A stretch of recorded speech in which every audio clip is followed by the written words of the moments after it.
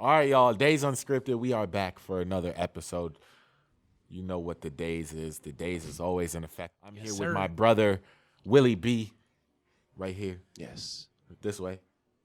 And then my brother, Locc, this way. Yes. Yes, sir. And this is Daze Unscripted. And we are just going to jump straight into our album of the week. Yes, man. I love this segment, bro. Since we pulled it in, it's honestly been a great way to sort of make sure we're listening to new music every week, man.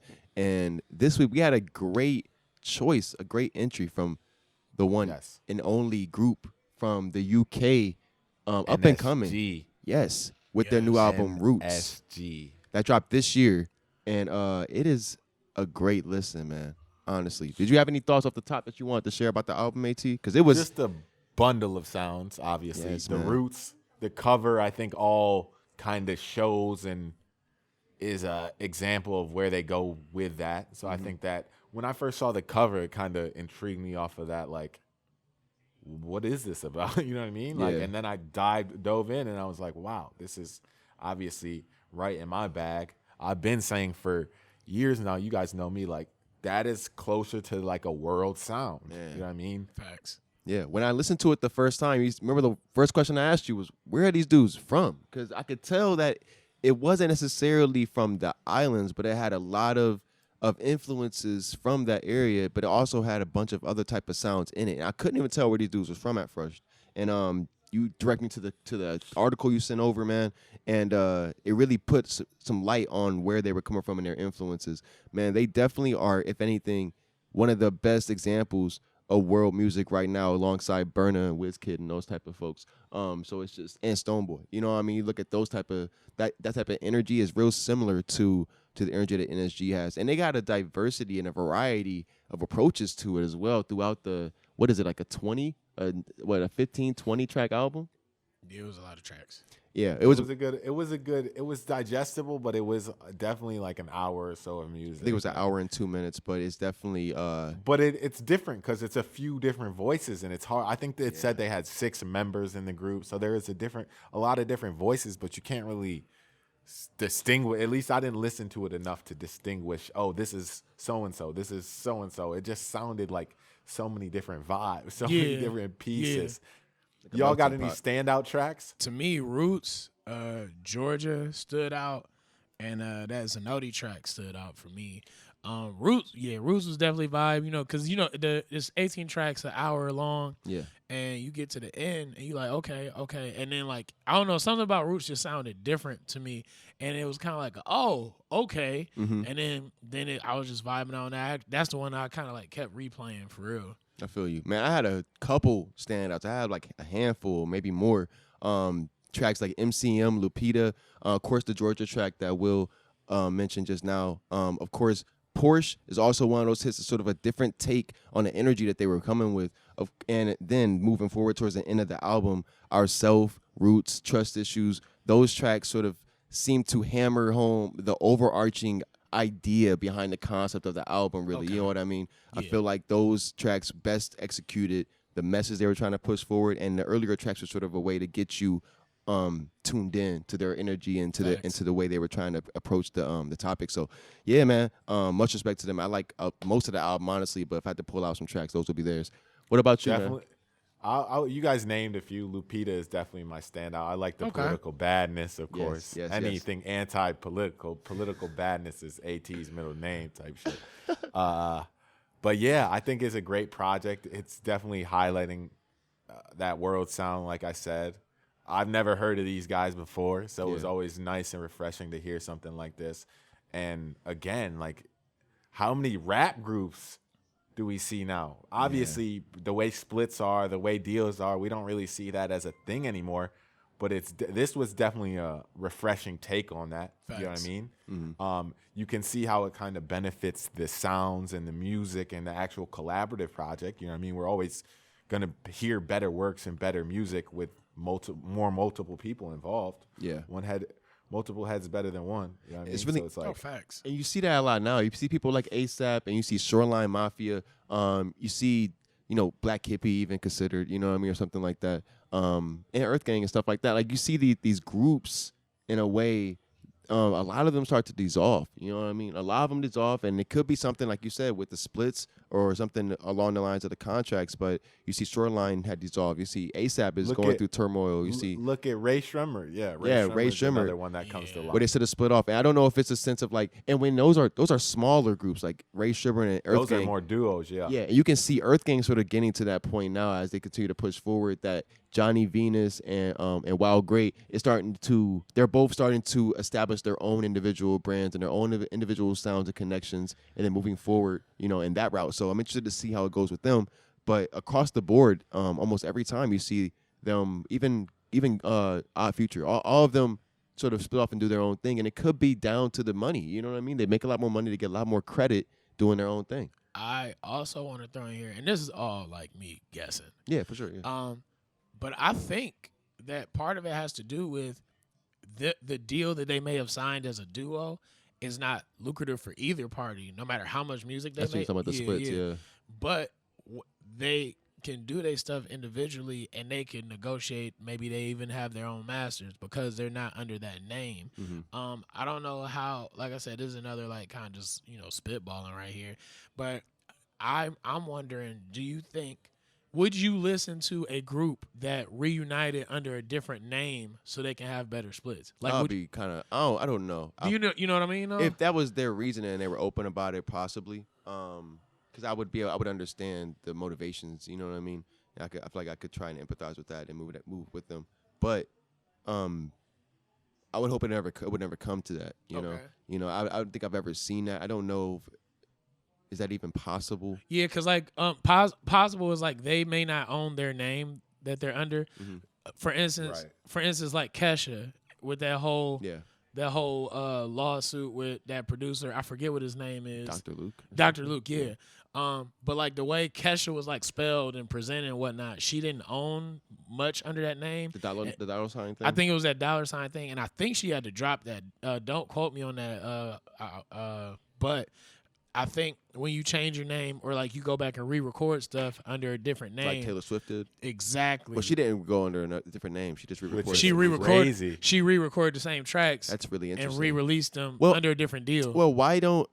So it begs the question: why don't more artists go that route? Because that seems very low impact. You know what I mean? If you can be open, like, hey, I'm about to do this because I need to make sure that I'm getting paid what I need to get paid. Look at Cordae. Cordae dropped the YBN in front of his name.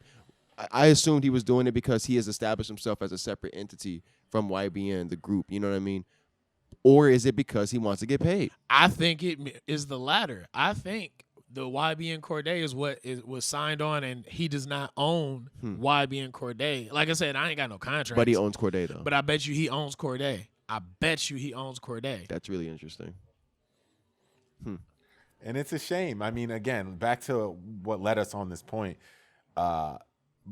More collaborative rap groups, this type of stuff, we see the benefit in the actual music and the sounds that are produced. It's just, again, it's not something that kind of is sustainable, it seems like nowadays, to kind of keep this output from a very consistent group. Look, like, again, Ray Shremmer, we said that. Migos even. Look at Migos. They're kind of on the downhill now. You know what I mean? They had their run. Their 2-3-year run, and they're all doing their own thing now. Offset has his own album. Quavo's doing his own thing. Even Takeoff is doing his own thing. You know, exactly. Taking off. Hey, and then you look. And luckily, sorry to cut you off, but luckily their brands and their rapping ability was strong enough to at least maintain that. But a lot of people, I'm trying to think of another one, but all the making the band groups, you know what I mean?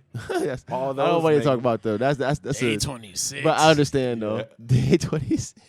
What's another one? Danity Kane. Danity Kane. Remember that Dirty Money? Yes, Dirty Money. Because they had that Last Train to Paris album.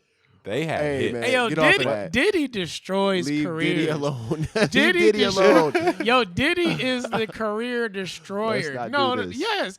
Diddy will mess, like, yo, if Diddy ever came to you, was like, hey, man, I think, all right, let me put it like this. If Diddy came to us and he said, I want to put y'all's pod on Revolt, you doing it? You doing it? Are you contract right? Is the contract right? Or do you want, Hey, I don't know, man. I'm not gonna talk about that. Hey, Diddy, let's talk. If you buy it, let's talk. But to your point, you know, you look at Ray Shremmer. They're trying to make a resurgence now. I think they're working on a trying to strum like 3. I'm like, yeah. 3 right now. And you see, where's Slim Jimmy been at for the past 2 years, 3 years? Eating Slim Jims. He had a Pretty baby. quiet. He had a baby, starting a family. I think he was a DJ for a little bit. And he kind of wasn't rapping, you know. But Sway Lee has been out building in a different sense, you know what I mean, separately. So. And another good point to add on to, I guess, the collab, why we see it dying out. Look at the Spillville. That's a great project as well. But like the reception, the actual performance, I don't think it's received as well. I agree. As back in the days. People want to hear. I mean, again, it's hard to really connect with 8, 10 different. You know what I mean? If there's one person, I can easily connect to this one person, and I'm a fan of this one person. But Facts. Yeah. Nowadays, it's like there's so much going on. Like.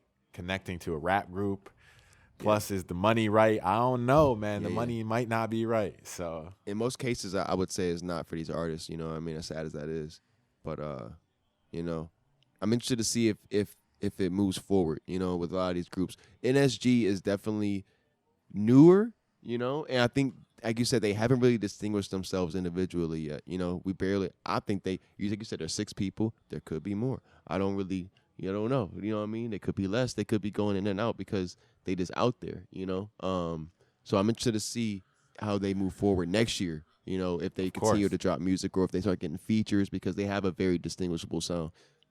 Especially people like getting not singles, but getting features with other world music artists.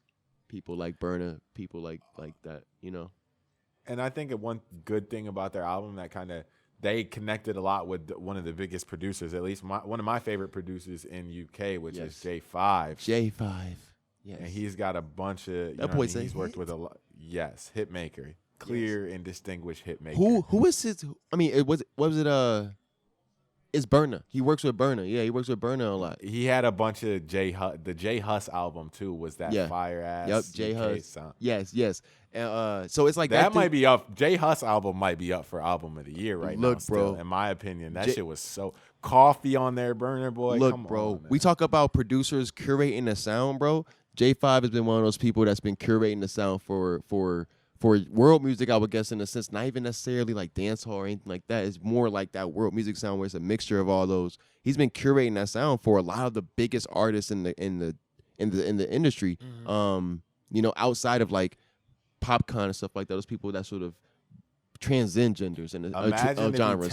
If he tapped into like the Jamaican market a little bit more, or even the American market, it would be definitely very interesting. Yeah, man. See. And I think I said recently, like, I think we just need more.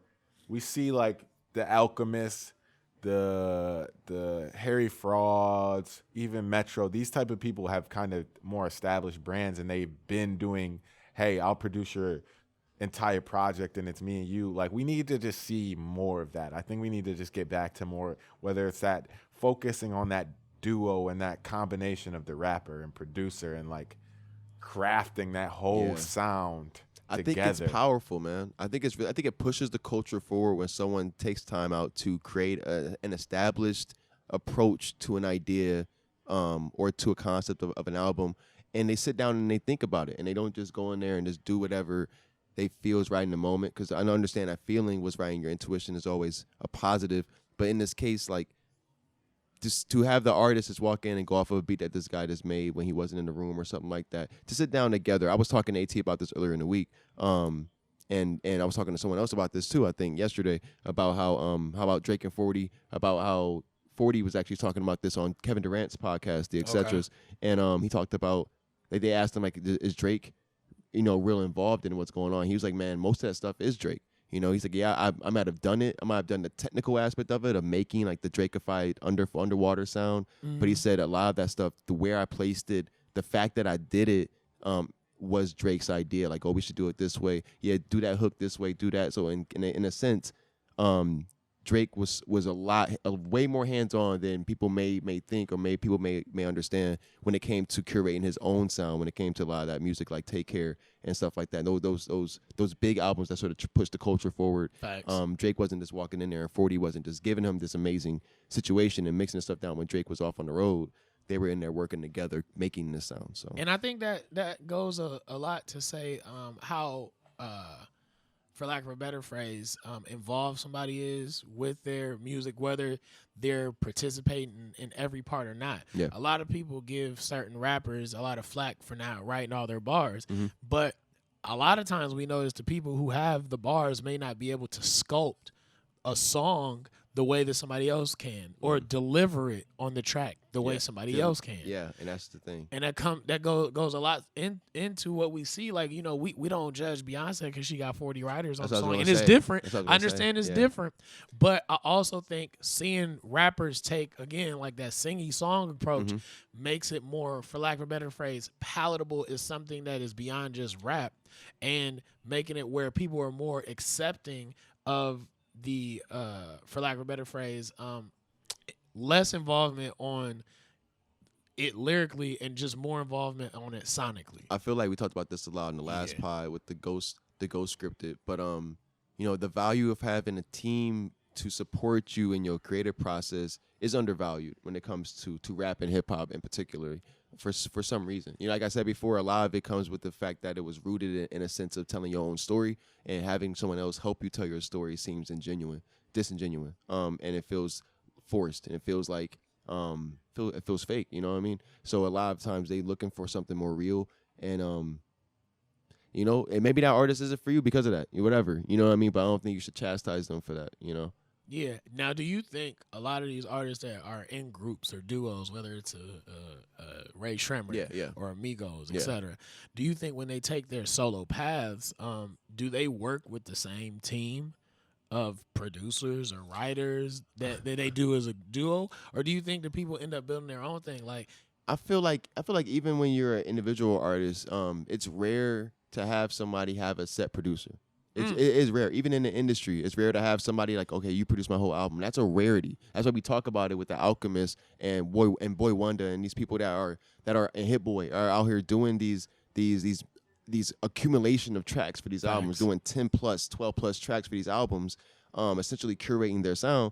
It's rare, and when we see it, we want to take notice of it. But even when you're an individual artist, I don't think you have the same people mixing and engineering your stuff, same people producing your stuff as you do, regardless if you're in a duo or not. Though you may have your preferences, as you always do, I think even when you go into your solo path, that stays the same. You know, you'll be dibbling dabbling where you want. And who knows, maybe the motivation for going a solo path was just for a need to switch up things. So maybe the movement of going solo comes with a change in personnel around you. You know what I mean? A lot of cases, I would say it would.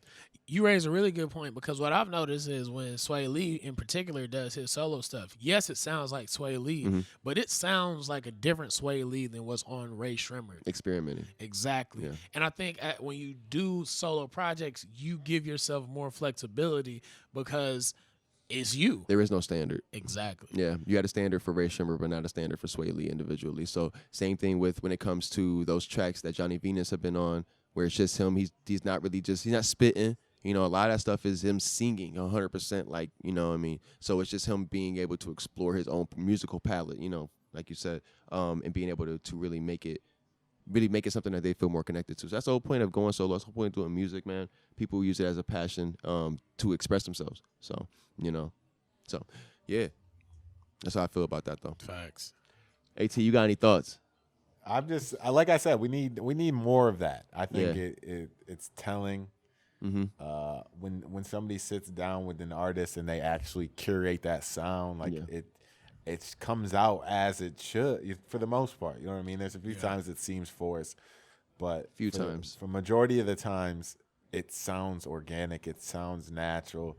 It sounds like, you know what I mean? We need this from certain people. You know what I mean? Like imagine Cole or somebody sitting down with one person, or Kendrick, or these people big enough to just obviously create a bunch of random songs off of a bunch of random beats, but once they link in with one person and craft the sound.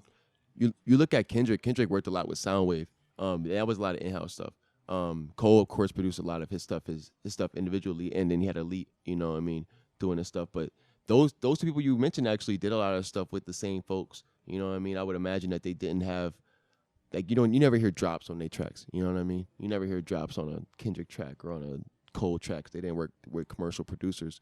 But a lot of these people that are coming up, you see people like a Meek Mill or something. You know what I mean? or a Wale, people who sort of got to a point and kind of plateaued, maybe they could have broke through if they had sat down with somebody and really took control over the sound and really made it something that they really needed to properly, deliver their message. So it's interesting. I feel like a lot of artists, when they get to that point, maybe they should have considered that, And for your point, I think the Meek Mill point is really good because in his earlier days, he was exclusively working with Jalil Beats. Yes. And his sound, Holla that's at kind me. of his bigger. Yeah, exactly. Holla at me, Holla Willie J. at me. Holla at me. So he was exclusively working with him, and that obviously boosted his sound, boosted his brand, boosting his come up. You know what I mean? Yeah. And then it's kind of like, obviously you make it whatever reasons you guys fall out. Maybe he still does work with him here and there, but like to sit down and craft the whole project with him, I think why not? You know what I mean? Exactly. And so I definitely hear where you're coming from, and that's why you see a lot of these other artists like Drake, Cole, Kendrick, when they know what the people that they're working around are growing with them. You know what I mean? Cole produces a lot of his own stuff, at least bits and parts, and he collabs with people on these beats, bits and parts. Anyways, Kendrick worked with Soundwave. Soundwave has grown immensely. Soundwave was basically the main producer for that Black Panther album, and I was Don't forget DJ Dahi. I'm not saying he wasn't on Dahi the there. one. Hey, look, don't play. I ain't trying to throw no shade, but but these are the people that they work with, and they're seeing the way that they're also going with them. You know what I mean, step by step, if not better. You know what I mean. So there is no plateau there. But there's a sense, man. I mean, I think why, like you said though, why not? If you find a point where you are getting to a point and you aren't moving forward, or you feel like you aren't. I know Wale folks voiced some frustration about that. Yeah. Why not? So Why not? You gotta keep crafting. Like I said, multiple heads is better than one. So it's Yeah. like Helly. anytime look at what Kanye's studio sessions have turned into. You know what I mean? Yeah. He tries to get as many people in there as possible for so many different reasons, and they can't really fault him. No. You know what I mean? Maybe in his case, it hasn't. Some people could say he's kind of like proving our theory wrong, I guess, and saying, hey, he's done that, and the music is kind of falling off, to say the least. Not falling off, but it's not his old shit. You know what I mean? Yeah. So it's one of those things. Like you never know until you try it, obviously, but it doesn't hurt to at least try it. So Yeah, I agree. well, that is our Daze Unscripted for today. Yes. My people, much love out there conquering the days day by day. You know how it goes. We'll see y'all next time. Unscripted. Yeah. My people, we have made it through another Daze episode, another Daze of life. And if you're not hip to the Daze, you're a little late, but that's fine.